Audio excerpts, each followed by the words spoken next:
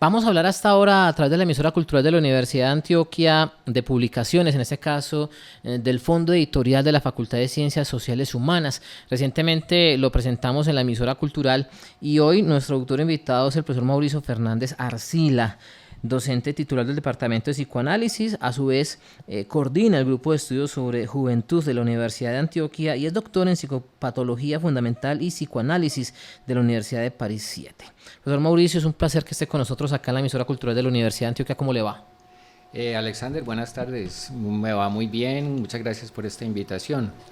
A nuestros oyentes les hemos contado a través de los diálogos que hemos tenido la oportunidad de desarrollar en este espacio de lo que ha significado recién hace algo más de un año como el Fondo Editorial de la Facultad de Ciencias Sociales Humanas, a través de sus colecciones de investigación, ediciones críticas, traducciones, ensayo, cuadernos y divulgación, pues viene haciendo un trabajo importante de recopilar el quehacer académico y científico de los investigadores de la institución, por supuesto, de la facultad. Hoy es el turno para nuestro invitado, el profesor Mauricio, a quien saludamos a partir de lo que ha sido adolescencia, recorridos y contextos, una historia de sus concepciones psicoanalíticas, que es justamente el texto que nos sirve de base para esta conversación.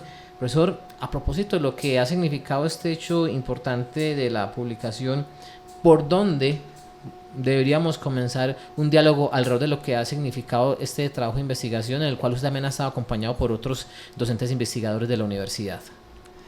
Bueno, en primer lugar, yo subrayaría la importancia y la oportunidad de la creación de este fondo editorial que significa mucho para nosotros los profesores, en el sentido de que es una excelente oportunidad para sacar a luz muchas producciones que nosotros tenemos y que por otras razones, algunas editoriales que tienen criterios mucho más comerciales o tienen mucha más economía en su edición, en su volumen, etcétera, hacen difícil que se puedan hacer públicas estas producciones.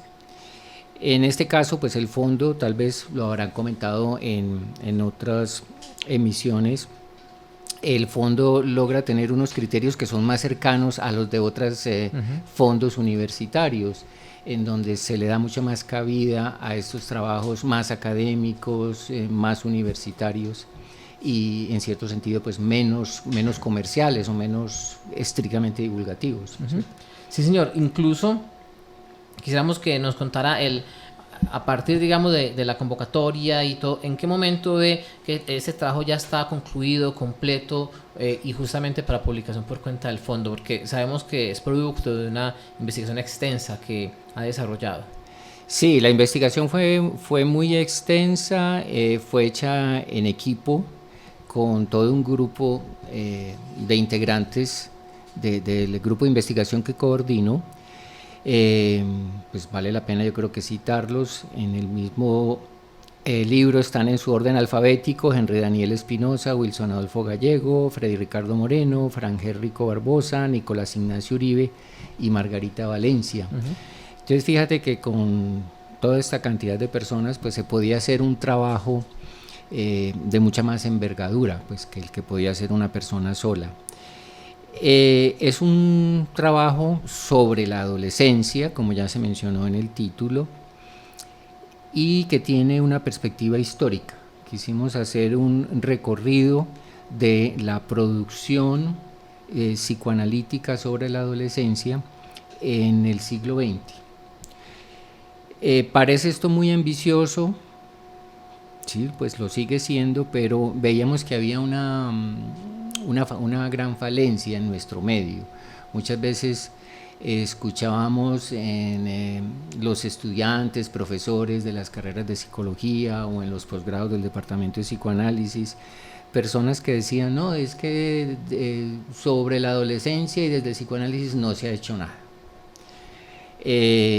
Esa era como la primera gran idea que queríamos corregir, es decir, explorar toda esta producción, recoger la documentación, organizarla, presentarla, para mostrar lo contrario, mostrar cuál ha sido como la verdadera historia de esta producción, de estas investigaciones y de este largo acercamiento a la adolescencia que se fue dando en el siglo XX desde el punto de vista psicoanalítico. A eso iba la primera pregunta. El solo título de alguna manera trae para de alguna manera preguntarnos, aunque usted ya se adelantó, qué tantos estudios existen desde el psicoanálisis sobre la adolescencia. Y quizás una primera respuesta irresponsable diría que no, que hay muy pocos. Usted nos dice que en efecto en ese recorrido histórico se encontraron. La pregunta es, esa respuesta irresponsable, que el psicoanálisis no se ha ocupado mucho de la adolescencia, ¿qué tipo de base tiene? ¿Razones de alguna manera históricas? ¿O eso por qué ha tenido tránsito durante tantos años? Bueno, en primer lugar tal vez haya una justificación y es la terminológica y los primeros enfoques del mismo Freud o de los primeros psicoanalistas. A ver, ¿por qué hablo de la terminología? Si uno va a la obra de Freud, encuentra sobre todo un ensayo muy destacado que es de 1905, hace parte de los famosos 3 ensayos sobre una teoría sexual. El tercero de ellos se llama Las metamorfosis de la pubertad. Muchas personas se quedan pegados de esta palabra pubertad y piensan entonces que Freud no habló de la adolescencia.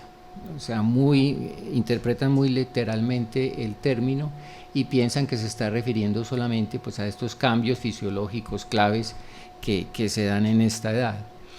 Pero resulta, ya con lo que averiguamos por otros lados, que la palabra adolescencia es una palabra que viene del mundo angloamericano. Fue introducida por Stanley Hall a finales del siglo XIX.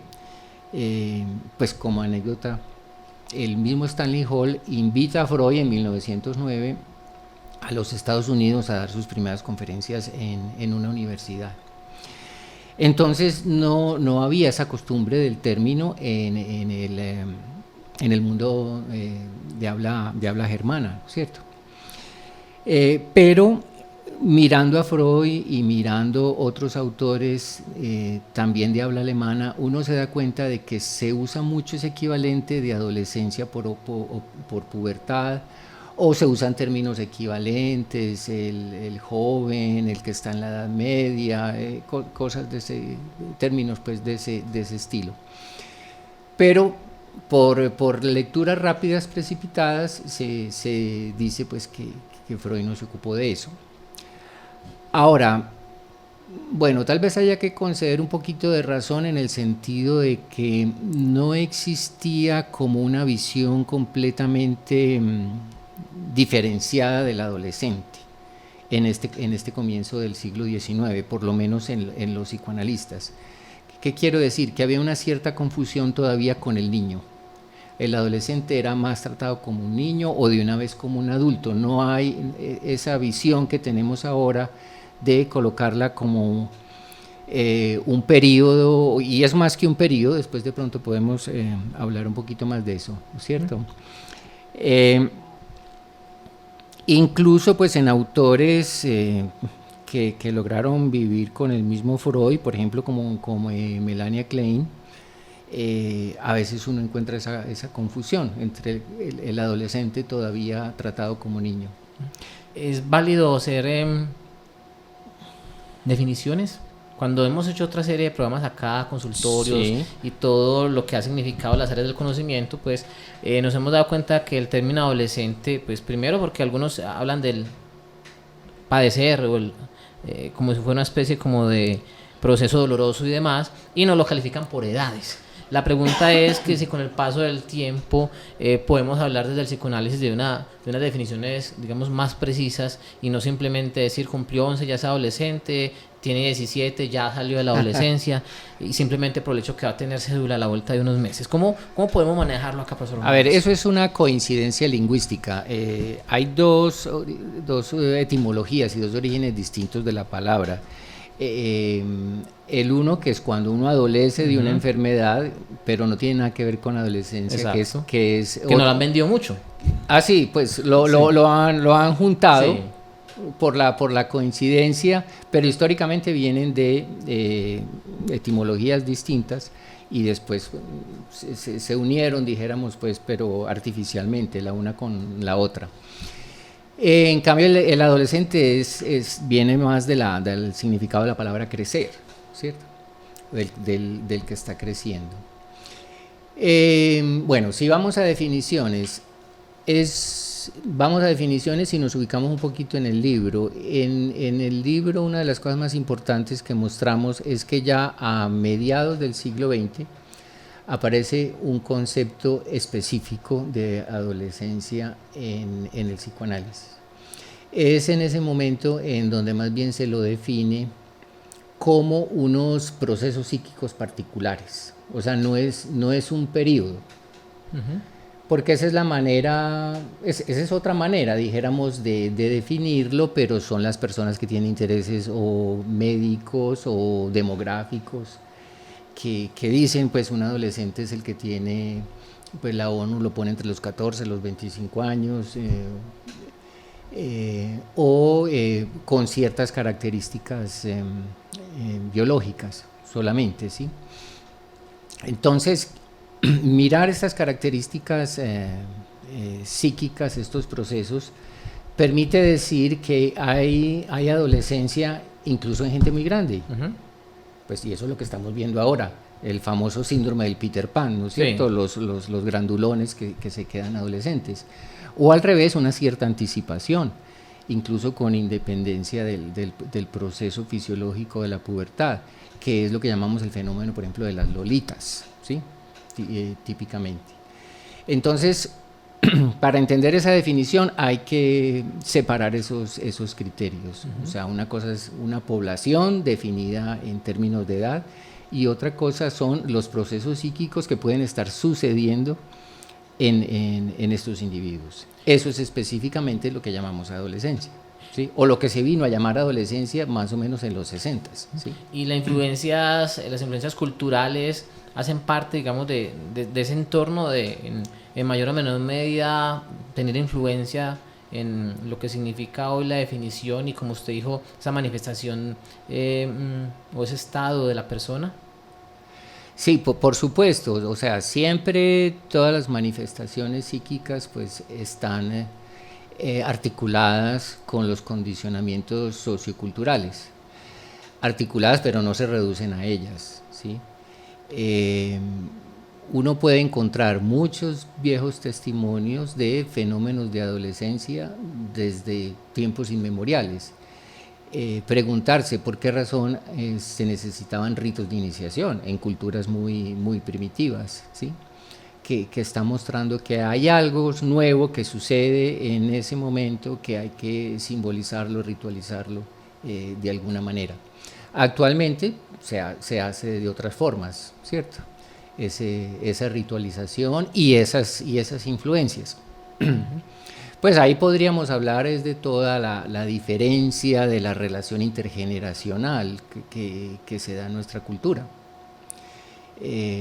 Las cosas han cambiado mucho, ¿sí? Es más, ya lo decía una famosa antropóloga, Margaret Mead, desde los años 70, hablaba de estos esquemas de las relaciones generacionales, como en alguna forma en nuestra época actual se invierten los papeles, o sea, son los jóvenes o los niños los que le enseñan a los adultos. Uh-huh. y no al revés. Eso produce características particulares y vivencias distintas en este proceso de adolescencia, obviamente. Usted tiene aquí a la mano el libro, entonces nos puede de alguna manera pues resumir parte de lo que ha sido este trabajo. Para ello estamos acá y por supuesto desde los conceptos generales que hemos podido tener acá en ese espacio de la emisora cultural de la Universidad de Antioquia, a partir del título Adolescencias, recorridos y contextos, una historia de sus concepciones psicoanalíticas. Nos habló usted inicialmente de ese panorama histórico, luego, sí, entre comillas, de resolver, digamos, esa inquietud en términos grupales. ¿Cuál fue esa primera o cuáles fueron las premisas posteriores frente a ese proceso de investigación con relación a la adolescencia? Hay unas grandes periodizaciones. Tenemos, en la primera parte serían como las ideas inaugurales psicoanalíticas respecto a la adolescencia. Allí ponemos atención a un espacio y a una documentación muy particular que fue la producida dentro de las llamadas sociedades psicoanalíticas de los miércoles o sociedades psicológicas de los miércoles. Era como una especie de grupo de estudio en el que se comenzaron a reunir los primeros profesionales interesados en el psicoanálisis. Se reunían con Freud a partir de 1902 y tuvieron un periodo de trabajo de como 5 años, del 2 al 7 más o menos, antes de que se constituyeran en sociedades pues, psicoanalíticas profesionales propiamente dichas. Entonces, en ese momento hay muchos elementos interesantes, pero aparecen, dijéramos que la adolescencia aparece como problema, como tema, ¿sí? O sea, ¿por qué el suicidio? ¿Por qué el incesto? ¿Por qué la sexualidad del adolescente de una o de otra manera? Ese tipo de situaciones. El famoso problema pues, de la masturbación, del onanismo. Esa es como una primera etapa. Una primera etapa en donde hay una figura de un nombre poco conocido que se llama Hermine Hug-Hellmuth. Ella fue la pionera en el psicoanálisis de niños, pero tal vez, dijéramos, censurada en cierto sentido porque tuvo un comienzo que pudiéramos llamar bochornoso, y fue porque el sobrino acaba asesinándola. Y además de eso, ella había escrito un diario y después ese diario se consideró que no era auténticamente un diario de una joven, sino que lo había escrito ella a posteriori, ¿cierto? Entonces, bueno, todo ese tipo de cosas hicieron que se opacara mucho las contribuciones de esta señora. Ese es el comienzo. Luego tenemos un periodo muy importante que es el periodo entre las dos guerras mundiales. En ese periodo hay unos gobiernos de izquierda en Austria bastante amplios que permiten el desarrollo de unas nuevas experiencias educativas. Es el momento en que el psicoanálisis se articula con la pedagogía y particularmente con la hija de Anna Freud, pues, que era maestra. Funda unas escuelitas, hay una escuelita muy famosa, la escuelita, se me escapa el nombre en este momento, es en alemán, el Hitzig. Uh-huh. Esta escuelita era incluso para hijos de los mismos psicoanalistas, y allí los profesores que comienzan a trabajar en esta escuela van a ser después notables psicoanalistas que trabajan en la adolescencia. Hay dos que tenemos que citar, que son Peter Bloss y Erik Erikson, muy conocido y muy citado, y vienen de esta época. Uh-huh. Y en esa misma entreguerras hay un trabajo muy importante con jóvenes, podríamos llamar delincuentes, que hace otro psicoanalista que se llama August Eichhorn, que está en el círculo pues, de la familia Freud. Incluso fue hasta pretendiente de Anna Freud, pero ella no le hizo como mucho caso, ¿sí? Bueno, ese pues tiene una labor bien importante en ese periodo. ¿Qué viene después? Después vienen otros intentos, dijéramos, no menos pedagógicos, sino más políticos, en los que, y más o menos de la misma época, en los que podemos citar a Siegfried Berfel y a Wilhelm Reich.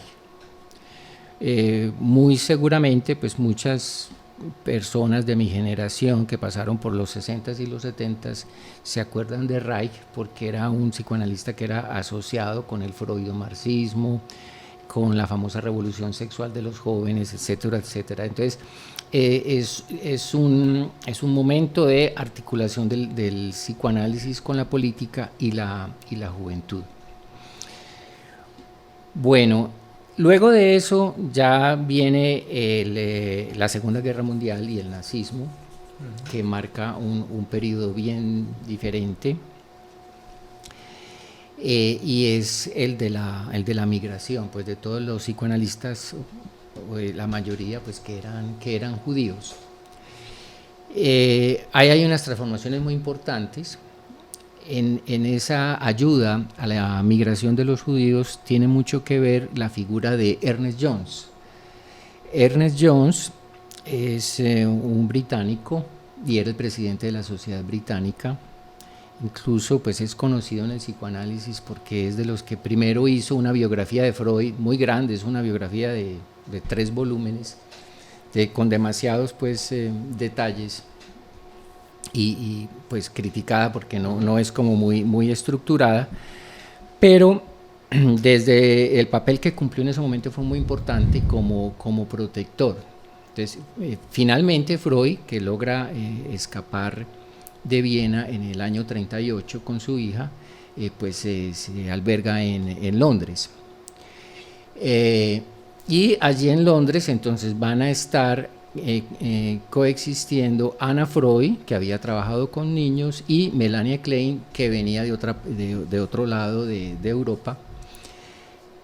Bueno, y eso se arma ya una gran controversia, de la cual hay un libro enorme con todas las discusiones que tuvieron pues estas 2 señoras y estos 2 grupos, estas 2 escuelas en aquel momento. Entonces, a partir de ahí, es muy curioso, se pudiera decir, algunos autores dicen, el psicoanálisis comenzó a hablar en inglés, ya dejó de hablar en alemán, porque todo el mundo se fue para otros lados. Ajá.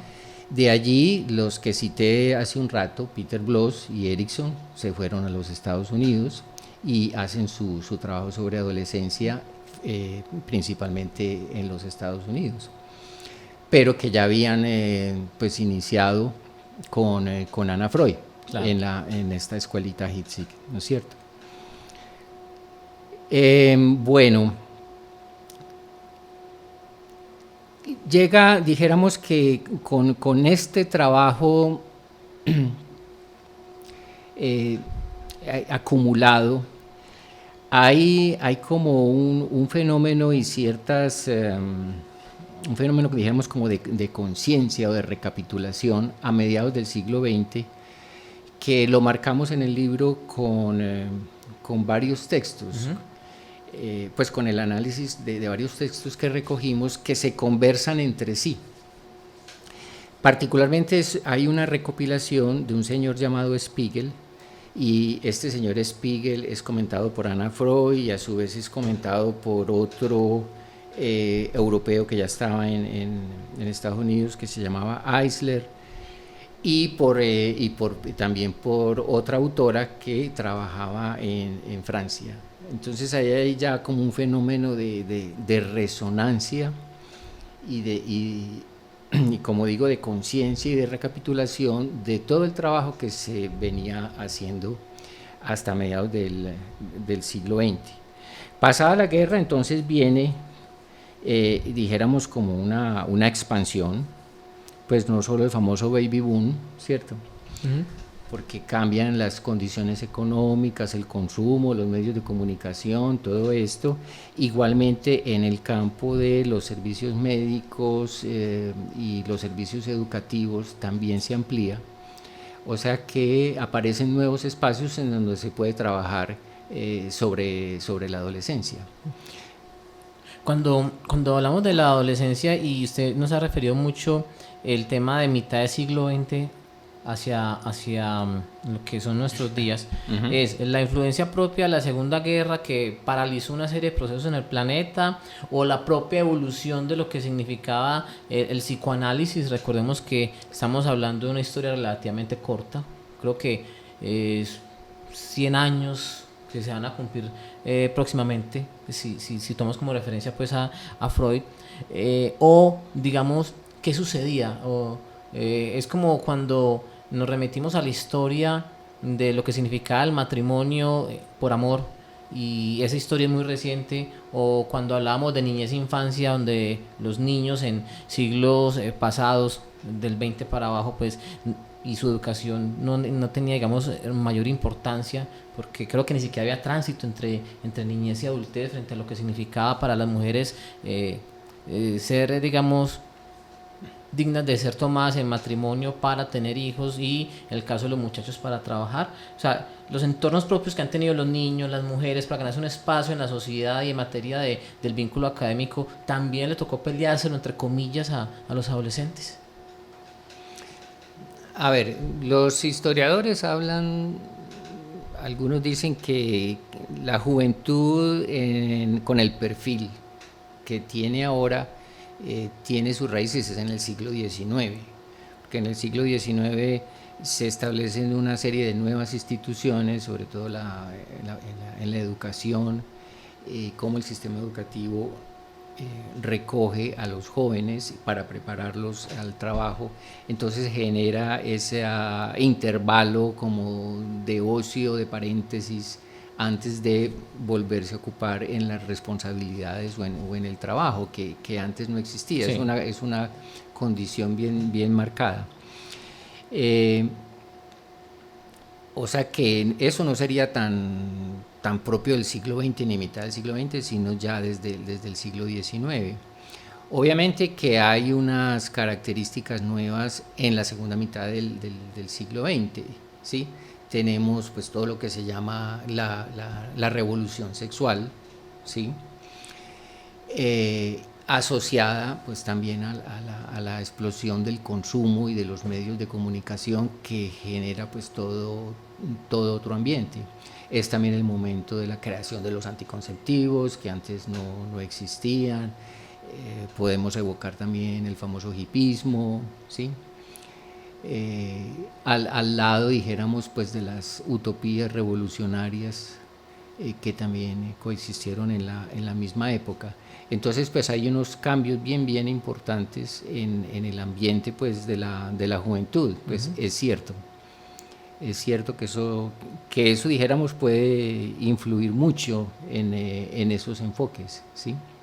Cuando hablamos de adolescencia y desde las definiciones, siempre se ha hablado de las figuras de autoridad, de lo que significa el concepto de rebeldía. No sé hasta qué punto es válido hablar de rebeldía simplemente desde el punto de vista de los mayores, y se habla, digamos, de unas características de lo que significa ser adolescente, y que son, digamos, dentro de nuestro entorno cultural, obvias y visibles para quienes no, digamos, desde el campo del psicoanálisis hemos abordado el tema. Desde el campo del psicoanálisis hay una serie de actitudes, comportamientos, o hay maneras de decir, sí, eso es propio de la adolescencia, o ¿cómo podríamos llegar a definir esto, profesor Mauricio? Bueno, hay distintas propuestas. Hay una de ellas interesante, que ya la podemos situar por allá a finales de los años 60, que es la propuesta de los argentinos. La citamos muy al final del libro. Estos argentinos eran Arminda Verasturi y Mauricio Nobel. Ellos tienen un fundamento en unos desarrollos psicoanalíticos que llamamos los desarrollos kleinianos, los desarrollos de Melania Klein. Sobre la base de estos desarrollos, ellos le dieron un primer plano, le dieron mayor papel a la idea del duelo, de la adolescencia como un duelo. Uh-huh. ¿En qué sentido? Que con los cambios que se van marcando en la adolescencia, aparece una necesidad de distanciarse o de romper con las figuras paternas, con las viejas relaciones y con las viejas actitudes. Eso lo podemos decir teóricamente, lo podemos decir incluso anecdóticamente. Cuando el papá recoge al hijo en el colegio, llega un momento en que dice, no me hagas hacer el oso, no me volvás a recoger aquí, ¿no es cierto? Y menos con contacto físico. O el contacto físico, sí, las caricias que se podían hacer antes, entonces ya en cierta edad no son aceptadas, son caricias de niños. O sea, ahí hay un cambio, pero esos son detalles que reflejan esos cambios. En muchas otras cosas se dan esos cambios. Otros autores entonces hablan, pues, como hay ese abandono de esos referentes infantiles, al mismo tiempo hay una búsqueda de nuevos referentes. Pues ahora lo vemos de otras maneras, con los viajes, con los deportes extremos, con las referencias a otras culturas de otros países. Hay una búsqueda. Los youtubers, por ejemplo, que es una revolución relativamente, pues, reciente, de los últimos 7, 8 años, aunque muchos apenas la reconocen por lo que hemos vivido en términos noticiosos, pero también. Ajá. Sí, son ese tipo de referencias que podemos empatar con lo que decía hace un rato del cambio de la transmisión generacional, ¿sí? O sea, en las sociedades primitivas, el joven tenía como referentes a sus abuelos, a sus antecesores, y probablemente iba a hacer lo mismo que habían hecho sus antecesores, cultivar la tierra, cuidar el ganado, bueno, lo que fuera, ¿sí? Ahora no. Sí, ahora se pierden esos referentes de los antecesores y se buscan esos referentes en otras partes. Pero existe la necesidad como de sentir esa autonomía, esa identidad.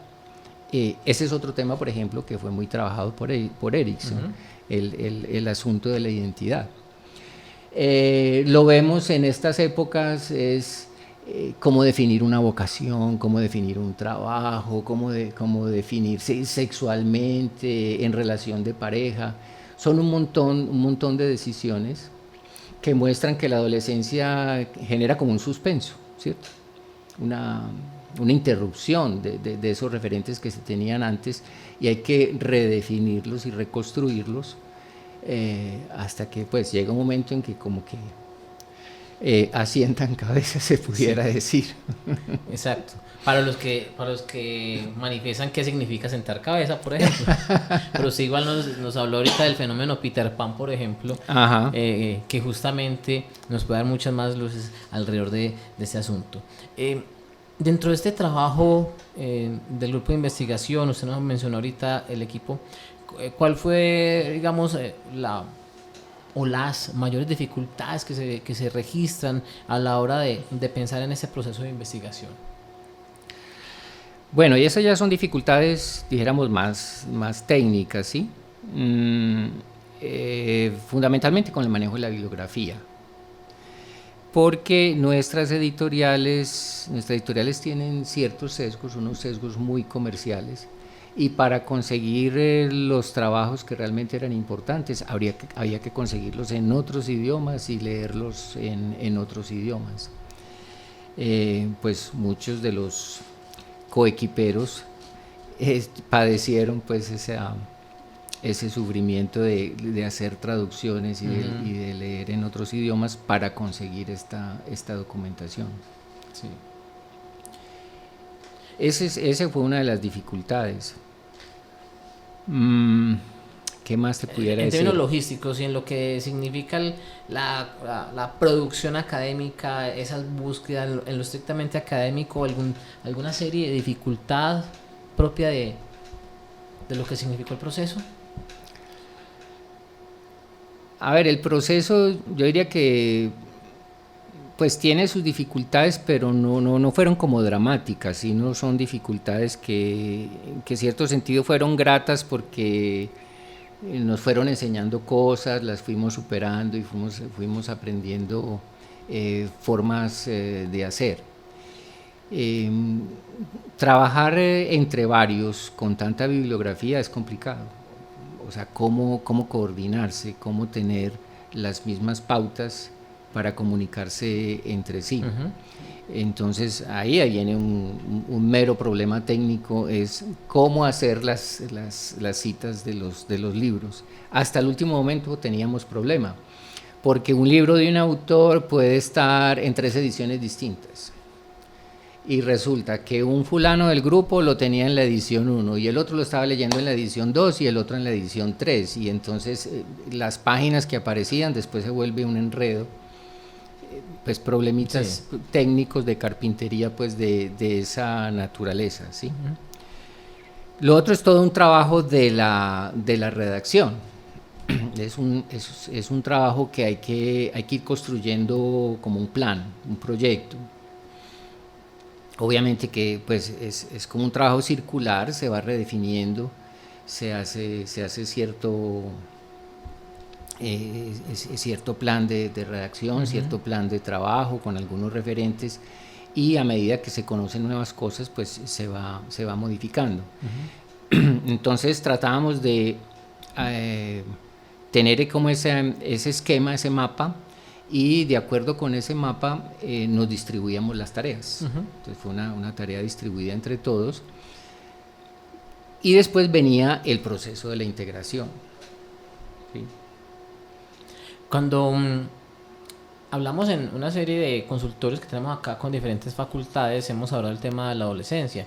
Hoy a nuestros oyentes con seguridad, cuando lo escuchen usted con relación a lo que ha sido este proceso de investigación, hay dos preguntas básicas. Vamos con la primera, y es, ¿qué encontramos nosotros como periodistas, nosotros como oyentes, ya sea en términos de hallazgos o sea en términos de conclusiones en el libro?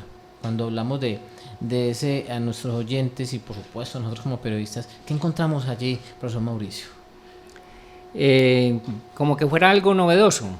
Más que novedoso no, es a partir de las conclusiones que cada disciplina a partir de un tema tiene, incluso porque ahorita cuando hablamos del juego de las significaciones del término de adolescencia o de esos matices, pues sí, cada disciplina lo asume de manera diferente, y en este caso le contamos que al menos en esta franja creo que es la primera o si no la segunda vez donde desde el psicoanálisis hablamos de la adolescencia.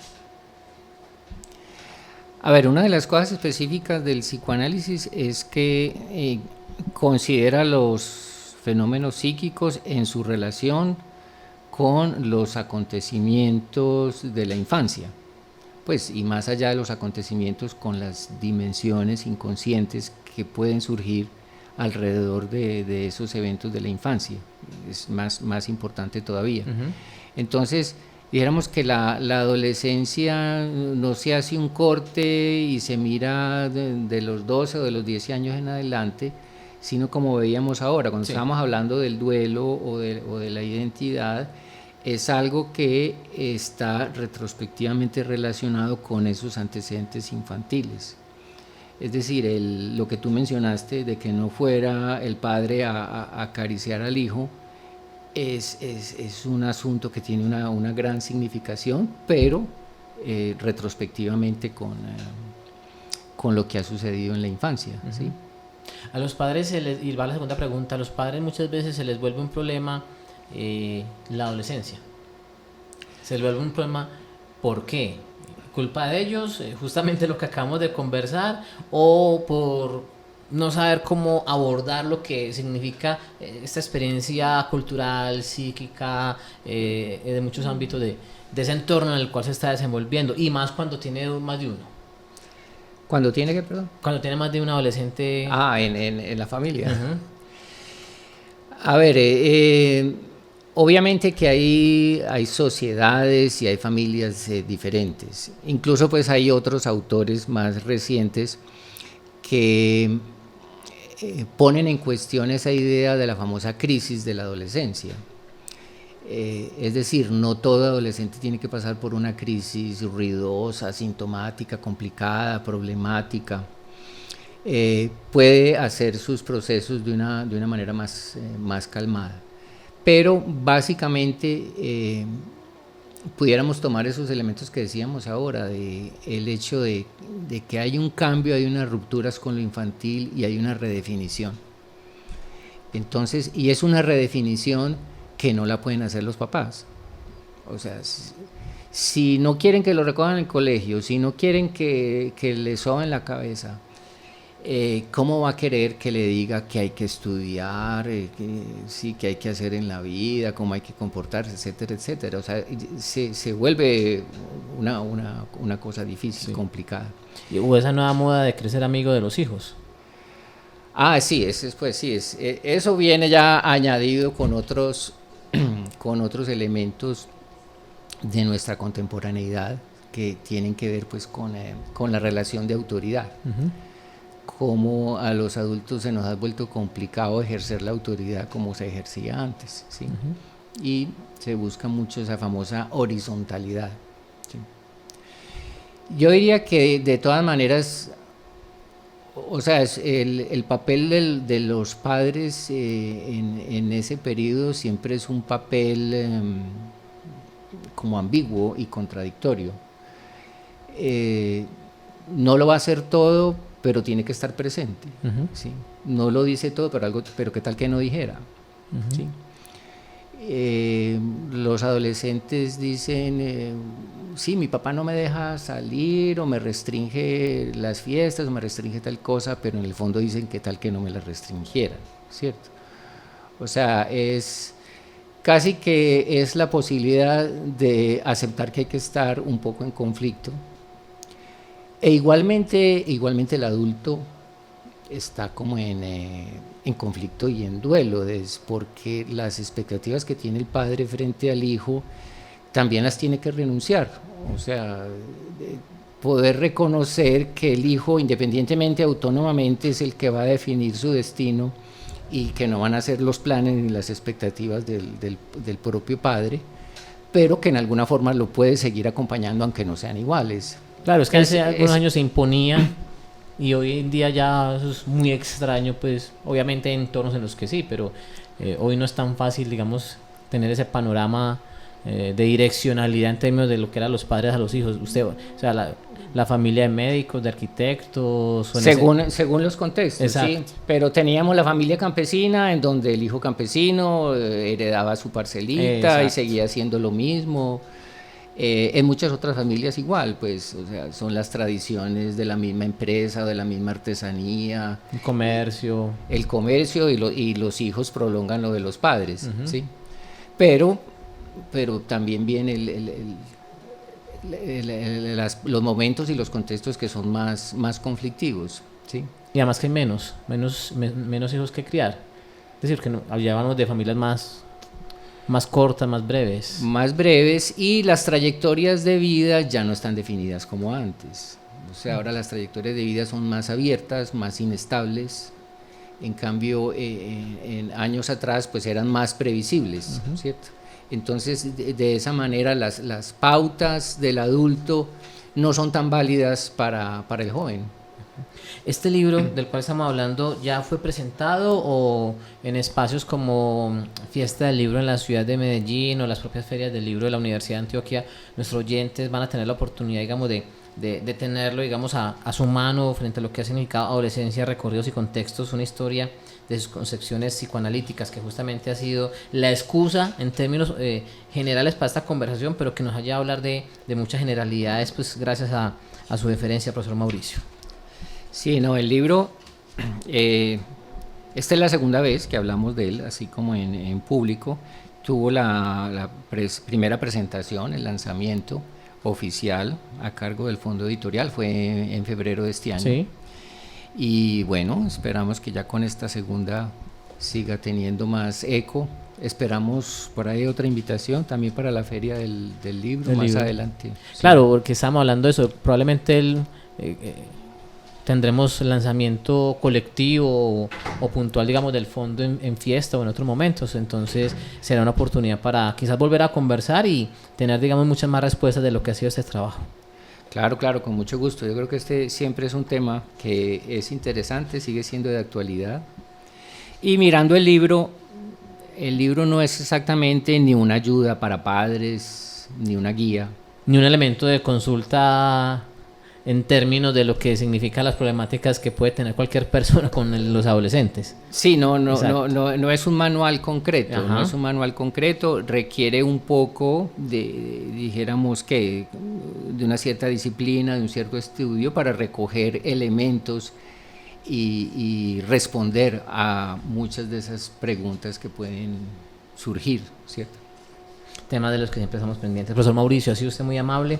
Agradecemos que hayamos podido contar con sus conceptos alrededor de lo que ha significado este proceso de investigación de este libro y por supuesto de lo que significa hoy adolescencia. Como dijimos al principio del programa, pocas veces hemos tenido la oportunidad de abordar el tema de la adolescencia desde el psicoanálisis y más desde un proceso de investigación como el que ustedes tienen en el grupo de estudios sobre juventud de la Facultad de Ciencias Sociales Humanas y por supuesto ya con este producto que ahí digamos tendremos muchas más referencias. Me disculpas, me gustaría que volviéramos a nombrar a todos el equipo, claro, a todo el equipo, porque el trabajo pues no fue solo mío, aunque sí pues tuve el papel de director y de redacción final, pero pues sin la contribución de ellos no hubiera sido posible.